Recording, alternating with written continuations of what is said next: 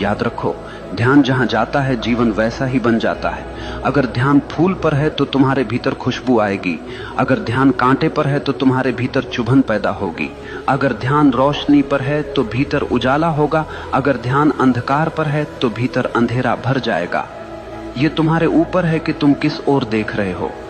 जरा एक उदाहरण सोचो, दो आदमी बाजार से गुजर रहे हैं। एक की नजर सड़क पर गिरे कूड़े पर है। वो कहता है, देखो कैसी गंदी सड़क है, कितना बदबूदार शहर है। दूसरे की नजर सड़क के किनारे खिले फूल पर है। वो कहता है, वाह कितनी सुंदर खुशबू है, कितनी प्यारी धूप है। दोनों एक ही जगह से गुजरे, लेकिन दोनों की जिंदगी का अनुभव बिल्कुल अलग रहा। फर्क किसमें था? सिर्फ ध्यान में। जीवन में भी यही होता है। तुम्हारे चारों तरफ अच्छाई भी है, बुराई भी है, रोशनी भी है, अंधेरा भी है, प्यार भी है, नफरत भी है, लेकिन तुम्हारा ध्यान किस पर है यही तय करेगा कि तुम्हारी जिंदगी कैसी होगी।